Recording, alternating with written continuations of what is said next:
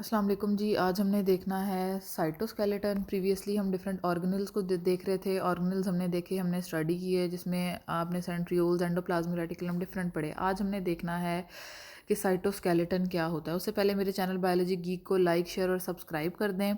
चलें जी, स्टार्ट करते हैं साइटोस्केलेटन से। साइटो मीन्स सेल, स्केलेटन मैंने आपको बताया कोई भी ऐसी स्ट्रक्चर जो शेप दे रही है, प्रोटेक्शन दे रही है, आपको सपोर्ट कर रही है ताकि आप नॉर्मली जो है वो अपनी फंक्शनैलिटी परफॉर्म कर सकें। फिर हम कहते हैं कि हमारे पास जो साइटोस्केलेटन है वो एक फाइब्रस स्ट्रक्चर है, फाइबर लाइक, फिलामेंट लाइक, जो कि न्यूक्लियस से प्लाज्मा मेम्ब्रेन तक स्प्रेड हुई हुई है और उसमें वो साइटोप्लाज्म को भी कवर कर गया। डेफिनेटली सी बात है, जब हम न्यूक्लियस और प्लाज्मा मेम्ब्रेन की बात करेंगे तो उसके सेंटर में हमारा साइटोप्लाज्म जो है वो भी कवर अप हो रहा होगा।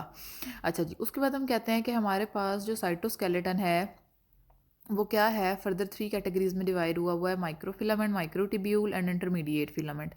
माइक्रोफिलामेंट देख लेते हैं। Micro mean small, filament mean thread, यानी कि ये आप कह लो कि स्मॉल थ्रेड्स होंगे और नॉर्मली जो जिस प्रोटीन से ही बने हुए होते हैं that is the actin filament. ठीक हो गया। उसके बाद हमारे पास आ जाते हैं एक्टिन फिलामेंट की आगे फर्दर टाइप्स हैं, उनको हम डिटेल से जब इसको डिटेल से डिस्कस करेंगे तब करेंगे। फिर हमारे पास आ जाते हैं माइक्रोटिब्यूल्स। माइक्रोटिब्यूल्स क्या हैं, यानी कि ट्यूबुलिन प्रोटीन से बने हुए हैं, रॉड लाइक हैं। और जब हमने सेंट्रियोल्स पढ़ा था तब हमने ये बात की थी कि सेंट्रियोल्स जो हैं वो माइक्रोटिब्यूल से बने होते हैं। बेसल बॉडी, सीलिया, फ्लेजेला वगैरह, ये सब किसने, माइक्रोटिब्यूल और ट्यूबुलिन से बने हुए हैं। लास्ट में आ जाता है इंटरमीडिएट फिलामेंट। इंटरमीडिएट फिलामेंट का जो सब यूनिट है वो वाइमेंटन प्रोटीन है।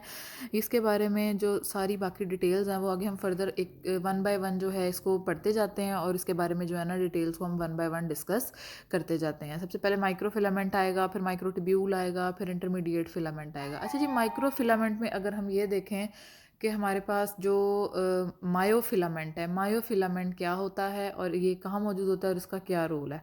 अच्छा जी, अगर बात कर ली जाए मायो की, मायो टर्म कहीं भी यूज़ हो उसका मतलब है मसल। जैसे साइटो टर्म कहीं भी यूज़ हो उसका मतलब है सेल, इसी तरह से मायो टर्म कहीं भी यूज़ हो रही है इसका मतलब है मसल, यानी कि ये फिलामेंट्स मसल में भी प्रेजेंट होंगे। मायोफिलामेंट से क्या मुराद है, ऐसे माइक्रोफिलामेंट्स जो कि मसल्स के अंदर क्या हैं, मौजूद हैं, उनको हम क्या कह रहे हैं, मायोफिलामेंट। मायोफिलामेंट बेसिकली 2 टाइप्स के होते हैं। एक हमारे पास आ जाता है जी एक्टिन फिलामेंट और दूसरा हमारे पास आ जाता है जी मायसिन। एक्टिन थिन होगा, मायसिन जो है वो हमारे पास थिक होगा। इसकी स्ट्रक्चर एक्टिन की तो हम आज की क्लास में डिस्कस कर लेंगे, लेकिन जो मायसिन है उसकी स्ट्रक्चर जो है वो हम जब एफएससी में या पार्ट 2 में मसल कॉन्ट्रैक्शन डिस्कस करेंगे तो उसमें आएगा। अच्छा जी, माइक्रोफिलामेंट्स को स्टार्ट करते हैं। माइक्रोफिलामेंट्स हम कहते हैं कि एक्सट्रीमली थिन होते हैं, कॉन्ट्रैक्टाइल फाइबर है, यानी कि कॉन्ट्रैक्शन और रिलैक्सेशन में अपना रोल प्ले कर रहे होंगे। जैसे मैंने मायोफिलामेंट कहा कि मसल्स में मौजूद है और मसल में कॉन्ट्रैक्शन और रिलैक्सेशन जो है वो हो रही होती है। उसके बाद हमारे पास ये बंडल्स की फॉर्म में होते हैं या फिर मैश लाइक नेटवर्क जो है वो मौजूद होगा हमारे माइक्रोफिलामेंट्स का। अच्छा जी, इसका डायामीटर देख लेते हैं। डायामीटर 7 नैनोमीटर हमारे पास होता है। अगर हम बात कर लें एक्टिन फिलामेंट्स की, तो एक्टिन फिलामेंट्स जो हैं वो फिर फर्दर आगे डिवाइड हुए हैं। अच्छा, यहाँ आपने ना एक्टिन फिलामेंट के स्ट्रक्चर को बड़ा केयरफुली सुनना है, बड़ा केयरफुली इसको समझने की जो है ना वो आपने कोशिश करनी है। 2 तरह के हमारे पास एक्टिन आप कह लो कि फिलामेंट्स हैं। एक है हमारे पास जी एक्टिन और दूसरा है हमारे पास एफ एक्टिन। अच्छा जी, जो जी एक्टिन है ना उसको हम कह रहे होते हैं कि ये ग्लोबुलर एक्टिन है। ठीक हो गया, मैंने ग्लोबुलर स्ट्रक्चर ड्रॉ की हुई है। इसको हम कहते हैं ग्लोबुलर एक्टिन या फिर जी एक्टिन। अच्छा, उसके बाद इधर ये देखें डॉट्स है मैंने ड्रॉ किया हुआ है और उसको मैं लेबल कर रही हूँ। मैंने लेबल ऑलरेडी किया हुआ है, that is the active site. ये डॉट बेसिकली क्या है, वो एक्टिव साइट है जो रोल प्ले कर रही होती है किस में, कॉन्ट्रैक्शन और रिलैक्सेशन में, जो हेल्प आउट कर रही होती है ताकि एक्टिन के साथ मायसिन जो है वो अटैच हो और कॉन्ट्रैक्शन और रिलैक्सेशन हो। जब हमारा एक्टिन फिलामेंट जो है वो रिलैक्स कर रहा होगा तो हमारा ये एक्टिव साइट जो है ये क्या होगी, हिडन होगी, यानी कि हाइड हुई हुई होगी। वो कैसे हाइड होगी वो अभी हम डिस्कस करेंगे आगे। जब हमारा मसल जो है वो कॉन्ट्रैक्ट करेगा तो एक्टिव साइट शो हो जाएगी और कॉन्ट्रैक्शन होगी। ये है ग्लोबुलर जी प्रोटीन, जिसमें हमने देखा कि हमारे पास एक ग्लोबुलर स्ट्रक्चर है जिसकी एक्टिव साइट है। अच्छा जी, अभी बनती कैसे है, हम कहते हैं हमारे पास इतनी सारी बेतहाशा ग्लोबुलर एक्टिन जो है ना वो मौजूद होंगी। जब 2 एक्टिन आपस में कंबाइन होंगी तो ये, क्योंकि ये 2 है तो ये क्या बन जाएगा, डायमर बन जाएगा। और जब इसके साथ थर्ड आके कंबाइन होगी तो ये हमारे पास क्या बन जाएगा, ट्राइमर बन जाएगा। यानी कि जब एक एक्टिन है तो हम कह रहे हैं कि ये ग्लोबुलर एक्टिन है, जी एक्टिन है। लेकिन जब हमारे पास 2 जी एक्टिन आपस में कंबाइन हो रही हैं then it is called dimer. और जब हमारे पास 3 एक्टिन जी एक्टिन कंबाइन हो रही हैं तो हमारे पास है ट्राइमर। अच्छा जी, ये जो हमारे पास जी एक्टिन होती है ये आप कह लें कि ट्विस्टेड होती है और हेलिकल स्ट्रक्चर में जो है ना वो मौजूद होगी, नंबर 1। नंबर टू, हमारे पास जो ये आप ये देखो, ये मैंने यहाँ पे ड्रॉ किया है हेलिकल। ये हेलिकल, ये जो मैंने थ्रेड ड्रॉ की है, बेसिकली ये थ्रेड नहीं होता, ये इसी तरह से ग्लोबुलर एक्टिन जो है ना, डीएनए की तरह हेलिकल ट्विस्टेड फॉर्म में जो है ना वो अरेंज होती है। तो अब पहले हमने कहा कि जो ग्लोबुलर स्ट्रक्चर है that is the G actin, लेकिन ये जो एक थ्रेड लाइक स्ट्रक्चर बना रहे हैं, यानी कि जो हेलिकल है, जो ट्विस्ट हो रहा है, तो वो हमें क्या लग रहा है, वो एक थ्रेड की तरह है ना, कि टू थ्रेड्स हैं जो आपस में कंबाइन हुए हैं, और वो थ्रेड्स बने किससे हुए हैं, जी एक्टिन से। तो ये जो थ्रेड है ये क्या है, बेसिकली एफ एक्टिन है। उसके बाद हम ट्रोपोमाइसिन और ट्रोपोनिन की बात कर लेते हैं। ट्रोपोनिन बेसिकली 3 पॉलीपेप्टाइड से कंबाइन होके along the length certain difference के ऊपर जो है वो मौजूद होगा।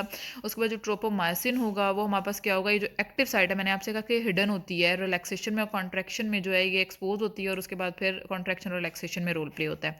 अच्छा जी, अभी जो ट्रोपोमाइसिन है इसका क्या काम है कि इसने इस एक्टिव साइट को क्या, कि ये देखें मैं आपको बता रही हूँ कि ये इसको कवर किया हुआ है, ताकि क्या हो, हमारे पास एक्टिव साइट एक्सपोज्ड ना हो। जब एक्टिव साइट एक्सपोज्ड नहीं होगी तो हमारा मसल जो है वो रिलैक्स होगा। लेकिन जैसे ही एक्टिव साइट एक्सपोज्ड होगी, जैसे ये ट्रोपोमाइसिन आप कह लें कि एक्टिव साइट को एक्सप्रेस करेगा, वैसे ही हमारे पास क्या शुरू हो जाएगी, कॉन्ट्रैक्शन का फिनोमेना जो है वो शुरू हो जाएगा। इसका जो प्रॉपर फिनोमेना है कि कैसे ये ट्रोपोमाइसिन जो है वो आप कह लें कि एक्सप्रेस करती है एक्टिव साइट को, क्या ट्रिगर होता है, और उसके बाद कैसे कॉन्ट्रैक्शन रिलैक्सेशन होती है, वो हम आगे फर्दर डिस्कस करेंगे। अभी इधर हमने जी एक्टिन की बात कर ली, एफ एक्टिन का पता चल गया, एक्टिन की स्ट्रक्चर का पता चल गया, ट्रोपोनिन है, ट्रोपोमाइसिन, एक्टिव साइट है, ग्लोबुलर एक्टिन है, डायमर, ट्राइमर, ये सब पता चल गया।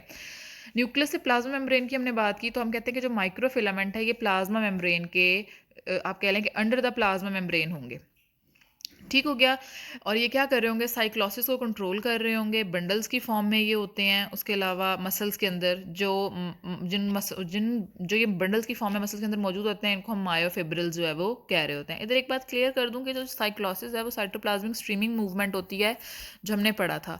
और क्योंकि हमने कहा कि ये बंडल्स की फॉर्म में मसल्स में मौजूद हैं, और उसमें हम इस एक्टिन प्रोटीन को मायोफिब्रिल्स कह रहे होते हैं, और ये कॉन्ट्रैक्शन और रिलैक्सेशन का काम करिए। नेक्स्ट हम मूव करते हैं माइक्रोटिब्यूल्स पे। Microtubules, smaller tubules, rod like structure, और रॉड का बताया कि लेंथ ज़्यादा विड्थ कम, स्मॉल होलो सिलेंडर्स होंगे। ठीक है, इसका डायमीटर, फिर लेंथ, फिर हम आगे फर्दर इसके सब यूनिट्स की बात करेंगे, इसकी थोड़ी सी स्ट्रक्चर की बात करेंगे, प्लांट और एनिमल में इसका बताएंगे क्या है।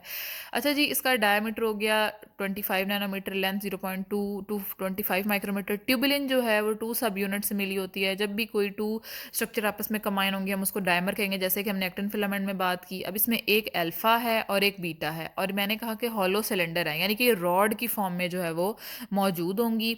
ठीक होगा। और ये क्योंकि हमने बात की कि सेंट्रियोल्स बना रही होती हैं बेसल बॉडीज, तो ये क्या होगा, अब जैसे मैं आपको बता रही हूँ कि ये अल्फा और बीटा है, तो अल्फा के नीचे फिर बीटा आ जाएगा, बीटा के नीचे फिर अल्फा। ये मैं ड्रॉ भी करूँगी और मैं समझाने की कोशिश आप लोगों को कर रही हूँ कि देखें, ऊपर अल्फा है हमारे पास, तो नीचे जो है सब यूनिट क्या आ जाएगा, बीटा, और बीटा के नीचे क्या आ जाएगा, अल्फा। इसी तरह से ये जो स्ट्रक्चर है, एक मैंने आपको कह लें कि उसका फ्रंट फेस जो है वो दिखा रही हूँ। इसी तरह से ये एक सिलेंड्रिकल स्ट्रक्चर बनाएगा, और हम कहते हैं कि हमारे पास ये स्मॉल होलो स्ट्रक्चर या फिर रॉड लाइक स्ट्रक्चर जो है ना वो बन जाएगी। और हमने यही पढ़ा सेंट्रियोल्स के बारे में कि जो सेंट्रियोल्स होते हैं वो क्या होते हैं, ट्रिपलेट की फॉर्म में मौजूद होते हैं, हॉलो सिलेंड्रिकल स्ट्रक्चर हैं, रॉड लाइक स्ट्रक्चर हैं। अब वो कहता है प्लांट और एनिमल में क्या है। प्लांट सेल में वो कहता है कि डिस्पर्स होते हैं। जैसे सेल डिवीजन होने लगती है, डिस्पर्स होंगे साइटोप्लाज्म में, और जैसे सेल डिवीजन होने लगी अपने आप को ऑर्गेनाइज करेंगे और माइटोटिक एपरेटस बनाएंगे। माइटोटिक एपरेटस हमें पता है कि ये क्या कर रहा होता है, स्पिंडल फाइबर्स बना रहा होता है, जिनका क्या काम है कि उन्होंने सेपरेट आउट करना है क्रोमोसोम को डॉटर सेल में। फिर एनिमल सेल में देख लें कि ये सेंट्रियोल, सीलिया, फ्लैजेला, बेसल बॉडीज, ये सब स्ट्रक्चर जो है वो बना रहे होते हैं। प्लांट और एनिमल का हमें पता चल गया कि प्लांट के अंदर ये डिस्पर्स हैं, सेल डिवीजन में ऑर्गेनाइज होकर क्रोमोसोम को सेपरेट आउट कर रहे हैं, माइटोटिक एपरेटस बना रहे हैं। और एनिमल सेल में क्या हो रहा है कि ये सारी बाकी स्ट्रक्चर्स बना रहे हैं। इंटरमीडिएट फिलामेंट पे आ जाएं। अच्छा जी, इंटरमीडिएट फिलामेंट को इंटरमीडिएट फिलामेंट क्यों कहा जाता है, क्योंकि ये माइक्रो फिलामेंट और माइक्रो टिब्यूल की जो लेंथ और डायमीटर है, इसका जो साइज़ है वो इंटरमीडिएट होता है बिटवीन द माइक्रो फिलामेंट और माइक्रो टिब्यूल, जो कि 8 to 10 नैनोमीटर है, जिस वजह से हम इसको इंटरमीडिएट फिलामेंट कहते हैं। सब यूनिट जी वामेंटन है, जो चेन्स और स्ट्रिंग्स की फॉर्म में होता है। नॉर्मली इस वामेंटन की जो 3 चेन्स होती हैं वो इस तरह से ट्विस्ट हुई हुई होती हैं एक दूसरे के इर्द गिर्द कि कोई भी हॉलो स्पेस जो है वो नहीं रहेगी। देखो, मैंने इधर एक्टिन की स्ट्रक्चर ड्रॉ की है, डबल हेलिकल स्ट्रक्चर है। अब आप ये कह लो कि इस डबल के साथ एक ट्रिपल हेलिकल स्ट्रक्चर आ जाएगा, और ये इतना टाइटली पैक हो जाएगा कि कोई स्पेस जो है वो लेफ्ट नहीं रहेगी। उसके बाद वो कहता है कि ये क्या करते हैं, हमारे पास साइटोप्लाज्म के अंदर इन्होंने अपना नेटवर्क जो है स्प्रेड किया हुआ होता है, और ये क्या कर रहे होते हैं, मैकेनिकल सपोर्ट प्रोवाइड कर रहे होते हैं टू आर न्यूक्लियर मेम्ब्रेन और प्लाज्मा मेम्ब्रेन, ताकि प्रॉपरली सारी फंक्शनैलिटी जो है वो परफॉर्म हो सके, सेल प्रॉपरली हर ऑर्गेनेल को अपनी जगह पे रखे, सारा प्रोसेस जो है वो होता रहे। Thank you.